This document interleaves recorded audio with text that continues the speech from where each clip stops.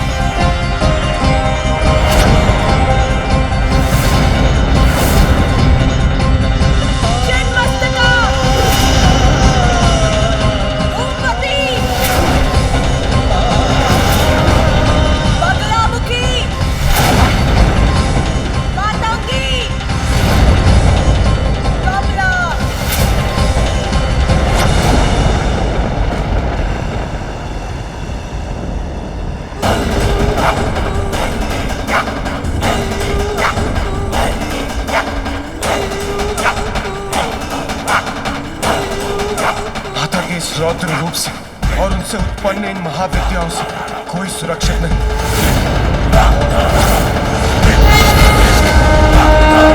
मैं केवल कैलाश ही नहीं, समस्त ब्रह्मांड में जहां जहां भी देव है उनका भी नाश कर दूंगी। संहार करूंगी मैं, संहार।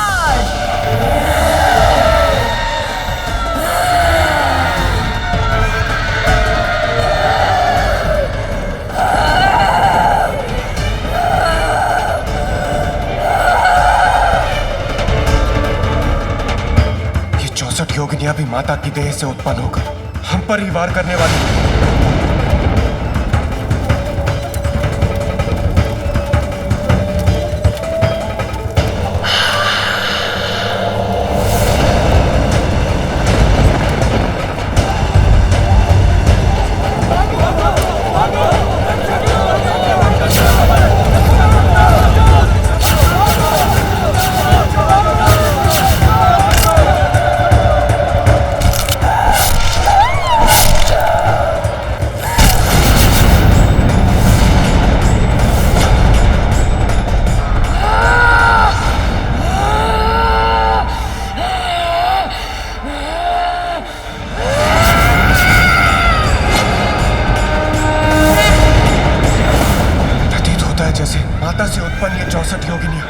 दसों महाविद्या अब हम देवताओं का विनाश करने के लिए ही हमारी ओर बढ़ रही हैं। अवश्य दंड दूंगी मैं तुम सभी को तुम्हारे इस कृत्य के लिए।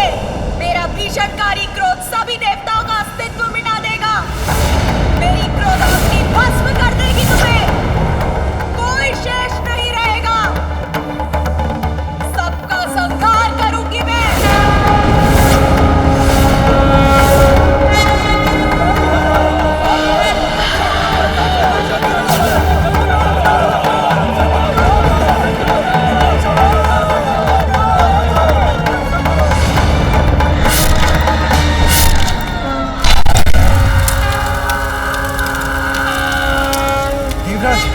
इन योगिनियों से हम देवताओं की रक्षा का कुछ उपाय कीजिए।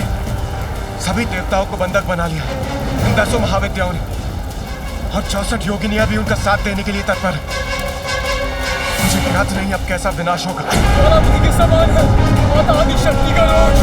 जब तक शांत है तब तक ये अपनी संहारक शक्ति को अपने भीतर समाये रखता है, और हाँ, जब बढ़ता है तो चारों दिशाओं में संहार करता है।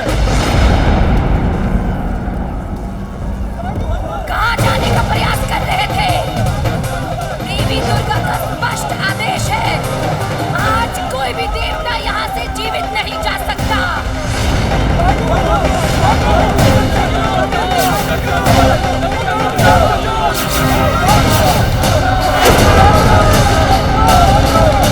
इस प्रकार तो देवी पार्वती सबका संहार करेंगी, सर्वत्र विनाश होगा, नष्ट हो जाएगी सृष्टि।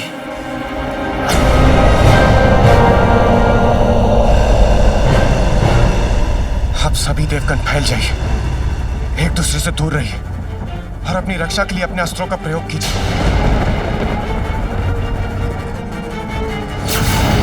देवगण, बचाइए अपने आप को, रक्षित कीजिए स्वयं को। योगिनियों ने चारों ओर से घेर लिया है, शीघ्र कुछ करना होगा।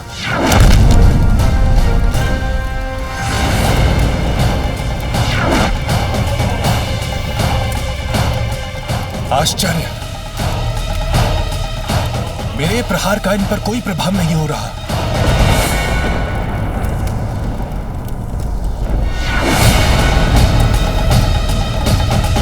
वायुदेव, आज कोई भी अस्त्र शस्त्र अथवा कोई भी तुम्हारी दिव्य शक्तियां महाशक्ति के क्रोध से तुम्हें अब कोई नहीं बचा पाएगा, कोई तुम्हारी रक्षा नहीं कर पाएगा।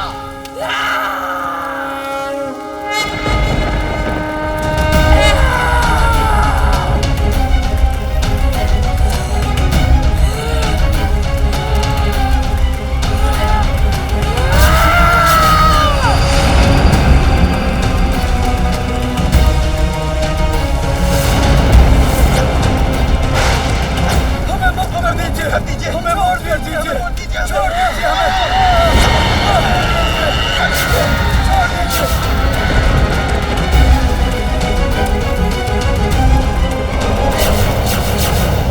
अग्निदेव, कहाँ भागने का प्रयास कर रहे हो?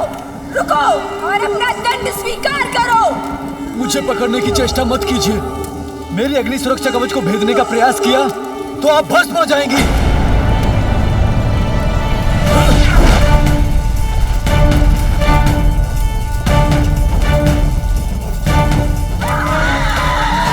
ये किसकी गर्जना है?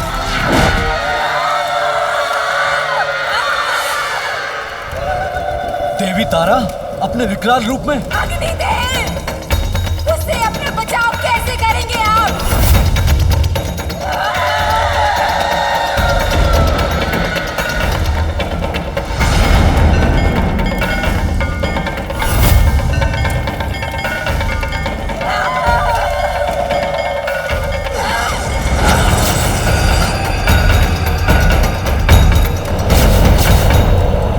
पार्वती का दुख उनका रोष बन रहा है, किंतु अभी उन्हें रोकना संभव नहीं।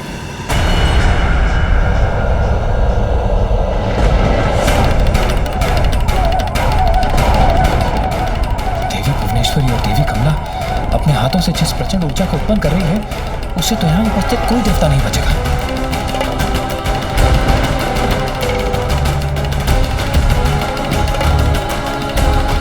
यदि मैं जल में परिवर्तित हो जाऊं तो इन महाविद्याओं की ऊर्जा को सहज ही भेज सकूंगा। जल रूप में कोई मुझे कैसे भस्म कर सकता है?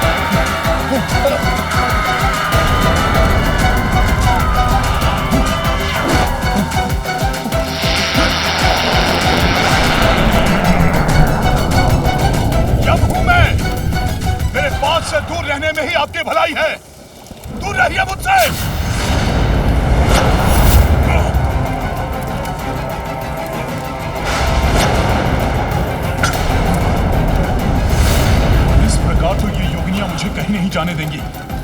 देवी धूमवती वृद्धा होने के कारण दुर्बल प्रतीत होती है।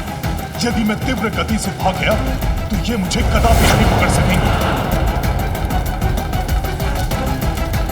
ठहरो यमराज, कहाँ जा रहे हो? मुझे शक्तिहीन समझने की भूल मत करो। यमराज, अब जाओ, देवी दुर्गा के उदर में जाके समा जाओ।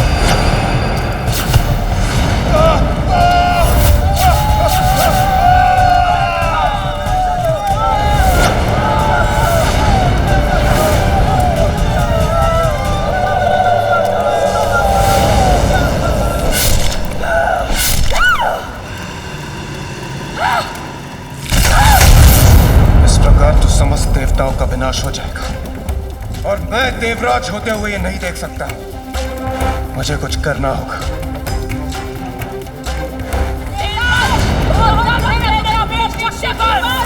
आज देवताओं के साथ तुम्हारा अहंकार मिट जाएगा।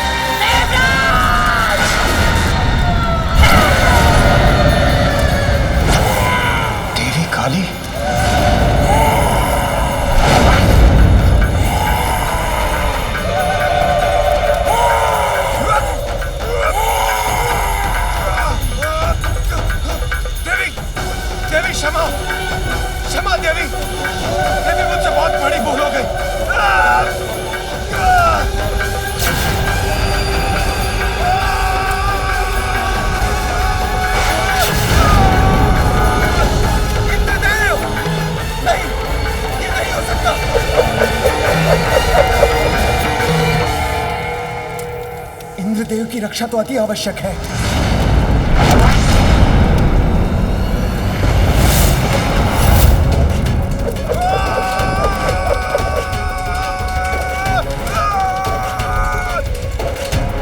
इंद्रदेव की रक्षा से पूर्व तुम अपनी रक्षा का विचार करो सूर्यदेव।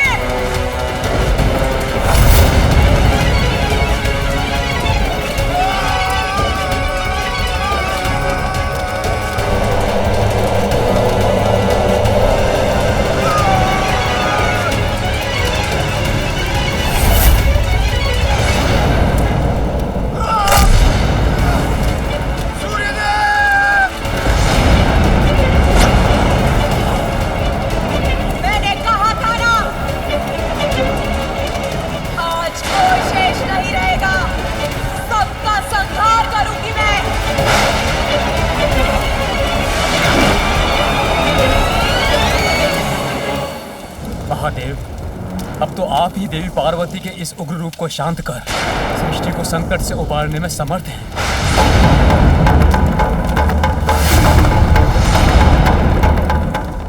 महादेव, शीघ्र कुछ कीजिए, अन्यथा देवी पार्वती सर्वत्र प्रलय की स्थिति उत्पन्न कर देंगी। मैं तो प्रतीक्षा ही कर रहा था कि देवी पार्वती के भीतर का रोष बाहर आ जाएगा तो वो स्वतः शांत हो जाएंगी, किंतु उसके विपरीत उनका रोष तो बढ़ता ही जा रहा है। उनकी इस विनाश लीला को शांत कर उन्हें रोकना ही होगा। मेरे पुत्र का वध त्रिशूल से किया था ना आपने?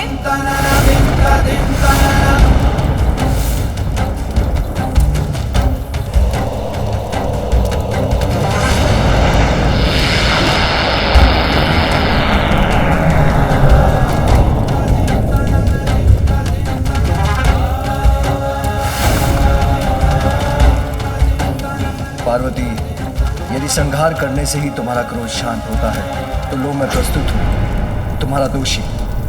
मुझे निगल कर मेरा संहार करो देवी।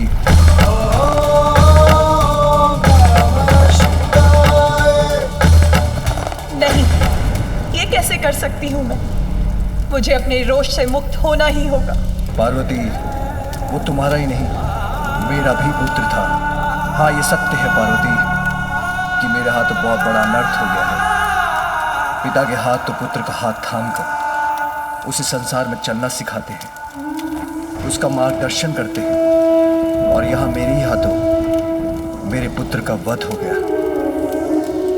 किंतु मैं करता भी क्या, उसने विवश कर दिया था मुझे। उमा, मैंने तो पहचाना उसे, किंतु वास्तविकता तो यह है कि अविद्या के कारण वो मुझे, अपने पिता को नहीं पहचान सका, नहीं जान सका कि 84 लाख योनियों के समस्त जीवों का पिता मैं ही हूं। सबके भीतर और बाहर सर्वत्र विराजमान हूं। अज्ञानतावश कुछ भी समझाने का अवसर नहीं दिया उसने।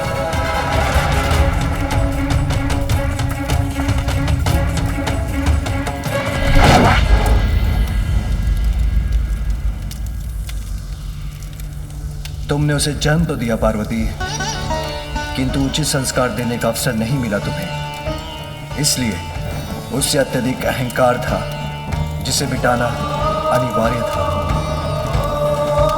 जैसे ब्रह्मदेव के शीश के साथ उनके अहंकार को भंग करना और प्रजापति तक्ष में समाये अहंकार का नाश आवश्यक था, उसी प्रकार हमारे अहंकारी पुत्र के अहंकार को नष्ट ही किया है मैंने।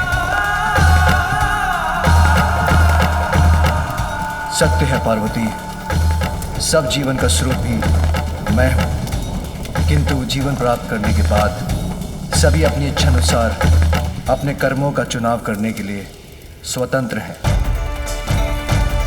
हमारे पुत्र ने जिन कर्मों का चुनाव किया उसका परिणाम यही था, वही भुगतना पड़ा उसे। स्वामी, वो ब्रह्मदेव या प्रजापति दक्ष नहीं था, एक अपरिपक्व बालक मात्र था जिसका जन्म तक कुछ ही समय पूर्व हुआ था। कुछ ज्ञान प्राप्त करने का अवसर ही कहाँ प्राप्त हुआ उसे। अपनी माँ के आदेश का पालन कर रहा था वो, उसके लिए आपने उसका वध कर दिया। ये निर्णय आपका मुझे स्वीकार नहीं है स्वामी। मुझे मेरा पुत्र वापस चाहिए, तभी मैं स्वयं को शांत कर पाऊंगी। यदि आप चाहें तो यह अवश्य संभव होगा, क्योंकि आप ही समस्त जीवन के नियंत्रक हैं। तो हे महादेव, हे देवादिदेव, मुझे मेरा पुत्र लौटा दीजिए, अन्यथा मेरे क्रोध का परिणाम सहने के लिए तैयार हो जाइए।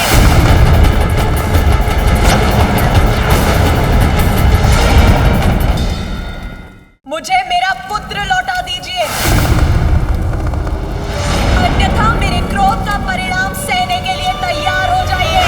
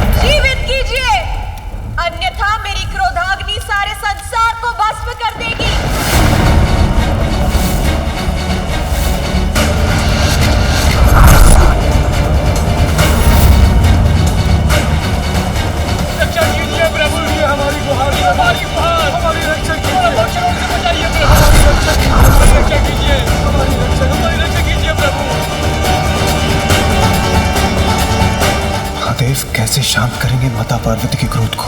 कहीं कहीं इस बार मैं उनका लक्ष्य न बन जाऊं। शांत हो जाओ देवी पार्वती, तुम्हें तुम्हारा पुत्र अवश्य प्राप्त होगा।